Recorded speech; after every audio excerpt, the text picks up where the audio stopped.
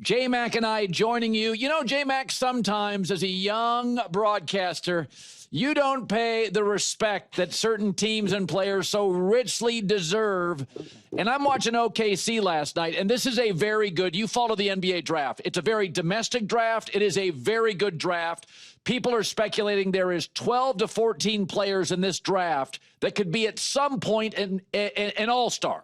Like it's one of our better drafts in a while. And OKC has the first pick out of the lottery. They got 2 picks in this first round. And they may have 5 of the top 30 defenders in the NBA right now. 2 guys who made the all-defensive team. But you got to be honest, J-Mac. I know they're not aesthetically pleasing. Yeah. But they're an all-time defense. Yeah, well, there's a reason I've got a different facial hair look this morning, Colin. That's because I've been going into witness protection because I've been bashing these guys all season, and now they're going to be the champs. That's what I have to do. Well, I think the series is over. Okay, it's going back to Indy, but I think it's over with Haliburton's injury. But once again, when a historically great defense meets a fast-paced or dynamic offense, the defense usually prevails. Time's a flat circle. History repeats itself.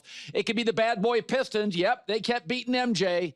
It could be Belichick's defense in New England beating the greatest show on turf. It could be a Saban's dynasty time after time dominating a great offense. The truth is the Pacers have the league-leading pace, and they look at times completely out of sorts, overwhelmed by this relentless defense, which, again, may have 5 of the top 30 defenders in the league. It's got a Seattle Seahawks Legion of Boom feel where it's like fast and relentless and well-coached and twitchy and aggressive. Go ask Peyton and Manning about it. Even when Brady beat him in the Super Bowl, it was a defensive interception. The Patriots' game plan was catch it and go forward. Do not run side to side or they'll strip you of the ball or tackle you for a loss. That's how much the Seahawks defense was in Brady and Peyton Manning's head. In Haliburton's injury, that's like the one way to beat him. Haliburton's pace, his quirky, herky-jerky style, it can be hard to defend. He moves the ball so well. He's hurt now. So we spend so much time in basketball discussing offense. KD and the Splash Brothers. No, those teams had the best defense in the league. Michael Jordan's Bulls, MJ, Rodman, and Pippen. First team All-NBA defense multiple times. The Kansas City Chiefs, wide receiving corps has been a mess the last 2 years. The run game sometimes disappears. Last time they won a Super Bowl, Spags' defense was number 2 in the NFL. And that's why the Lions died, not Jared Goff. They couldn't stop anybody. They were all beat up. Yeah, I know SGA doesn't dunk a lot, and you don't know much about Jalen Williams. But there's a reason James Harden, Dominique Wilkins, Melo, and Allen Iverson have no titles. You got to make stops, too. Yeah, Iverson stole a lot of balls. Yeah, he cheated on passing lanes. But in the end, he didn't guard anybody.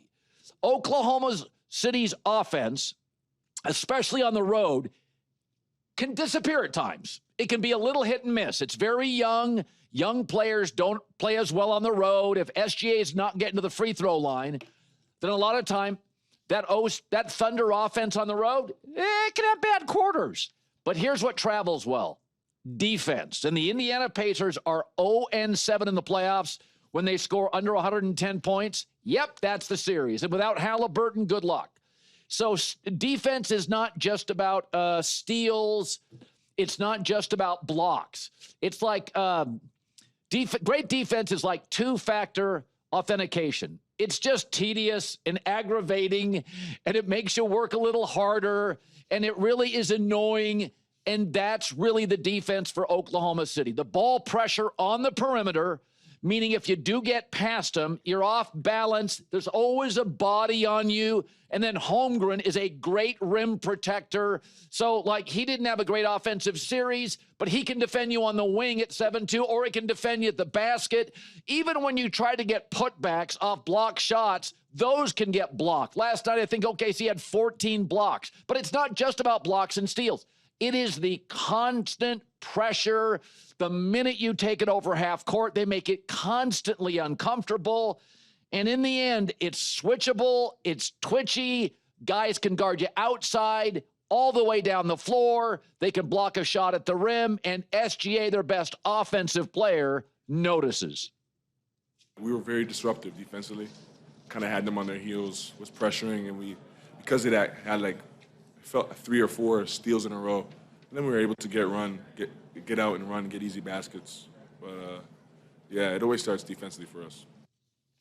Yes, defense first. When historically great defenses meet fast-paced or dynamic offenses, often the result is this. And even when you do have all-time great offenses, the Randy Moss Patriots, they didn't win a Super Bowl. The defense wasn't as good. And the KD Warriors, they were great defensively. Iggy at one point got an MVP of a finals. I want to talk about Jalen Williams. So I have been on this kick for multiple years about Jalen Williams. Not Jalen Williams, but on this kick. Is that the NBA has tried to marginalize college basketball for years, and I think it's a huge mistake. Where are all the G League stars in this final? Where's Scoot Henderson? Anybody seen Jonathan Kuminga? Jalen Williams, small college, military parents, 3 years, grinding his butt off. Not seeking a shorter route or a quick buck. College basketball's got better coaching, major March Madness environments, packed houses, TV pressure. I'm going to show our TV audience this. Look at the last 6 years of Jalen Williams' basketball journey.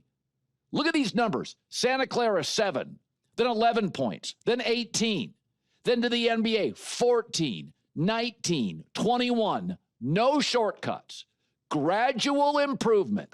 He's got the touch that tells you he has spent so long in the gym.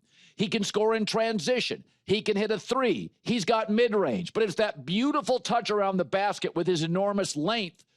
That's time in the gym. And there'll be a point at some point, and I think Adam Silver's now realizing it, that the NBA will treat college basketball like the NFL's always treated college football, as an adversary, as an ally. The coaching's intense. The environments are intense. You come into the NFL, you've played in Blacksburg or Tuscaloosa. You've played in Austin or Norman, Oklahoma, or Madison, Wisconsin, or Athens, Georgia. You played in front of 100,000 people on a Saturday night. It's been intimidating. You ain't getting that in the G League. You're not getting big-time coaching in the G League. Look at this finals. Look at Jalen Williams is just what this finals is all about. Jalen Williams, Tyrese Haliburton, Nembhard, Alex Caruso, TJ McConnell, Pascal Siakam, Nesmith, Obi Toppin. A lot of guys who spent multiple years in college grinding. Oh, yeah, there's a one-and-done guy here or there. Not a lot of G-Leaguers. Not a lot of G-Leaguers. When I watched Jalen Williams last night, dude, that dude has grinded his way to being an offensive machine. He didn't just get 40, 56% from the floor, only had 1 turnover, super efficient.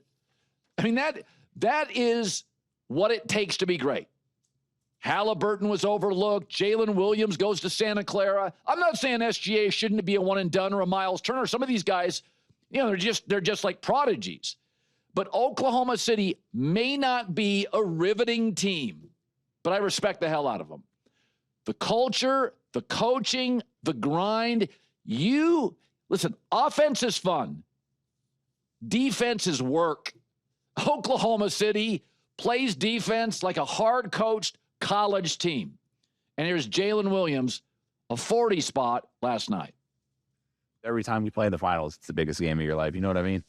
So I think that's given me a little more comfort in just like playing hard and playing aggressive.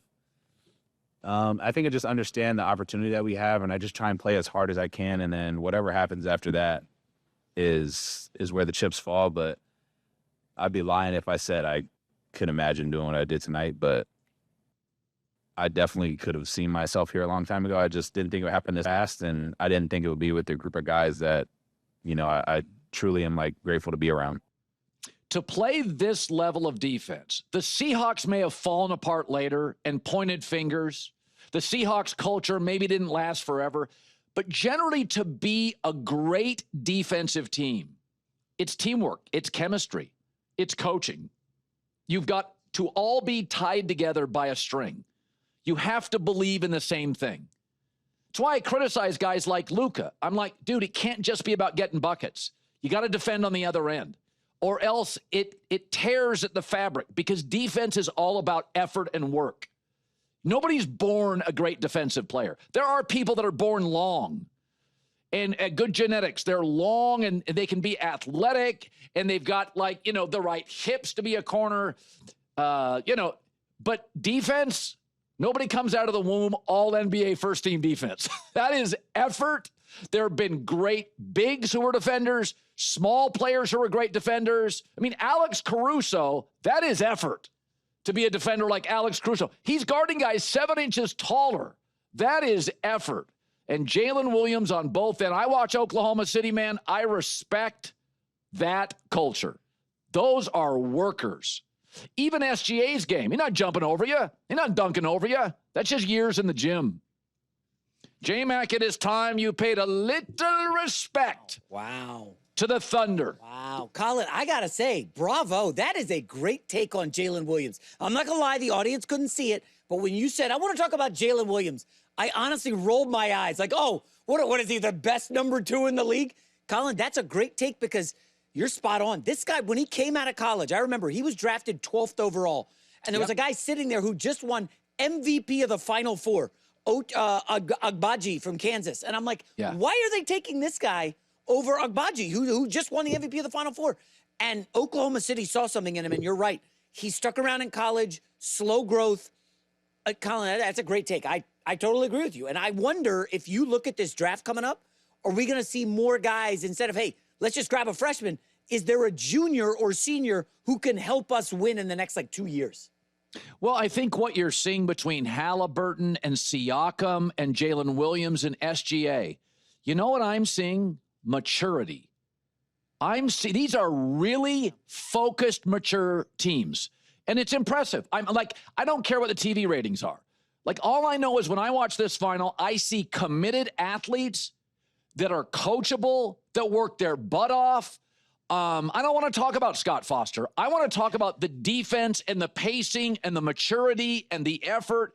There are a lot of good basketball players. When I watch SGA, when I watch Jalen Williams, you can see the time in the gym. Yeah. To have Jalen Williams touch, he can shoot at 3. He's got a mid-range game.